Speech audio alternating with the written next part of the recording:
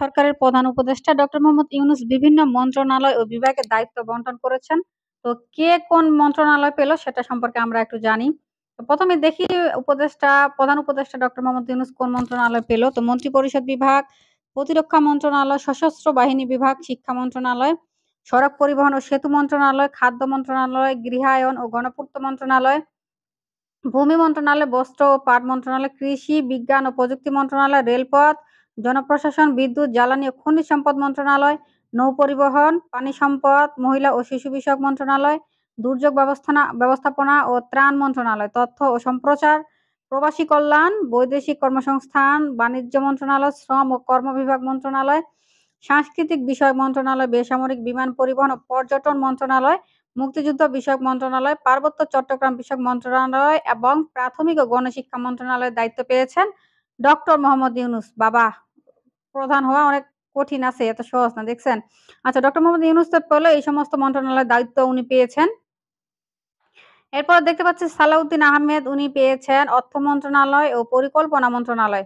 ২ মন্ত্রণালয়ের দায়িত্ব পেয়েছেন। ডক্টর আসিফ নজরুল পেয়েছেন আইন, বিচার ও সংসদ বিষয়ক মন্ত্রণালয়।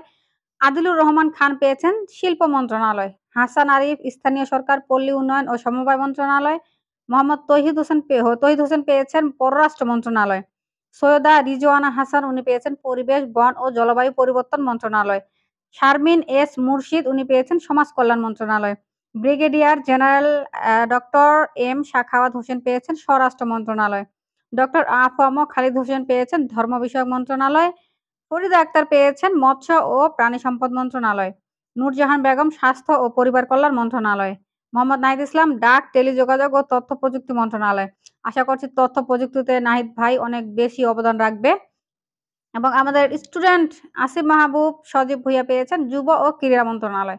তো এই ছিল মন্ত্রণালয়ের দায়িত্ব বন্টন। এই সমস্ত বিভিন্ন মন্ত্রণালয়ের দায়িত্ব বন্টন হয়ে গেছে।